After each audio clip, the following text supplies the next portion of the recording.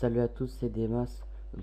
Aujourd'hui nous allons apprendre à faire un 360 sur un objet, enfin en visant un objet sur une trajectoire comme ceci.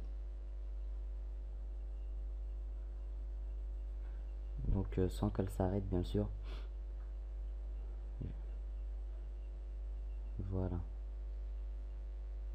Je vais vous montrer d'une autre position. Voilà, vous voyez la caméra qui fait tout un tour, un 360 degrés sur la trajectoire blanche. Donc c'est très facile, on va commencer.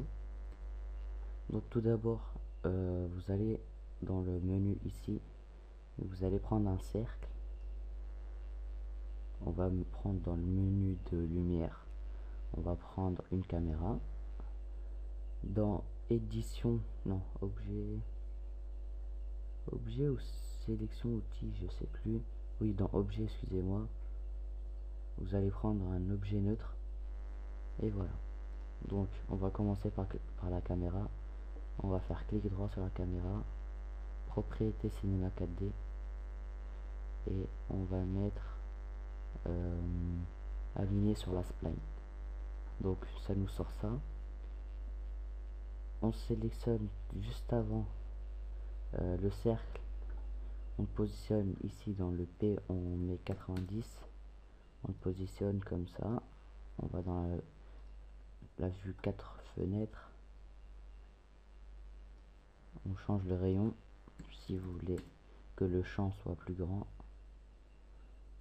voilà, comme ceci.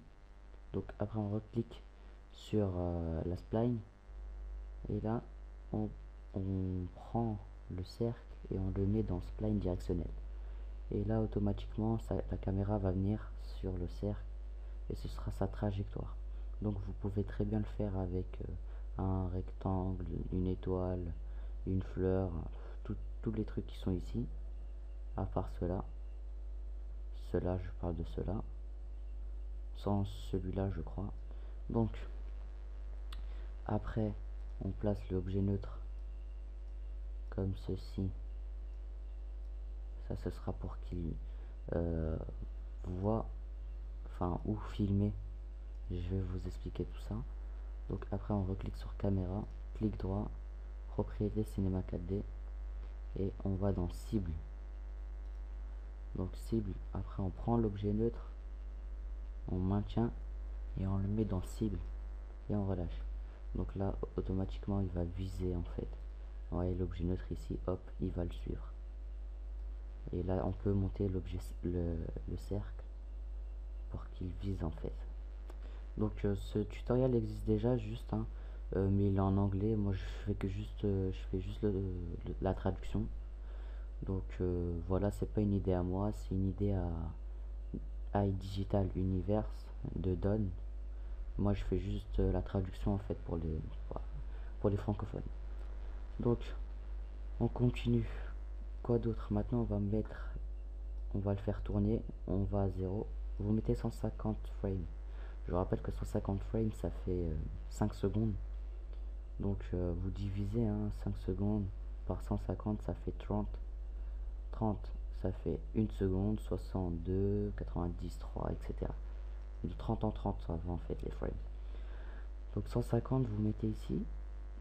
On vient sur, sur la spline directionnelle. Ici la position, vous faites CTRL et vous cliquez sur le petit point ici de la position. Après vous allez à 150, vous mettez ici 100, vous faites entrer et vous refaites la même chose. Le truc qui devient jaune, le petit point, vous faites CTRL et vous cliquez. Et là ça met des frames en fait. Et là, voilà, on peut voir qu'il fait le tour. Mais on peut s'apercevoir qu'il ralentit à la fin, il s'arrête et après il reprend. Nous on veut pas de ça. Alors pour enlever tout ça, vous allez dans fenêtre et ligne temporelle. Après normalement vous allez le trouver grand comme ça et vous allez venir sur la petite flèche ici et vous le faites petit. Après vous sélectionnez tout ça et là ça va s'afficher interpolation, vous faites linéaire. Vous fermez cette fenêtre et là il va pas s'arrêter normalement.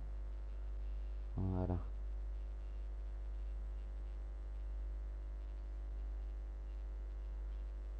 Voilà, il s'arrête pas.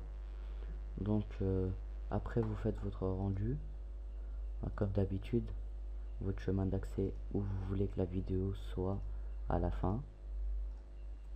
Voilà, je mets n'importe quoi. Vous faites format QuickTime Film, vous faites une QuickTime.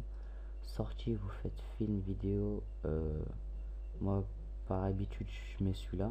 HDTV, HDTV 720 29.97. HDTV 16 neuvième. Là, vous mettez toutes les images, c'est très important, de 0,50. Après, ici, vous mettez au mieux 1 x 1, 2 ou 2 x 2, 4 x 4. Illumination globale, ça c'est comme vous voulez. Ça dépend de votre ordinateur et la qualité que vous voulez.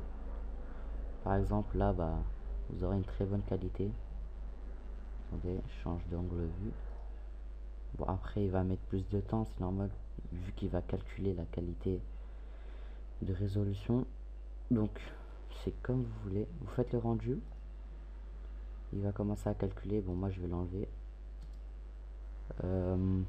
Pour que vous faites une petite séquence sans que la caméra s'arrête, vous allez sur Sony Vegas. Bon, moi je l'ai pas sur cet ordinateur donc je peux pas vous montrer, mais c'est très facile en fait. Bah, vous remettez la vidéo, la séquence juste après la première, etc.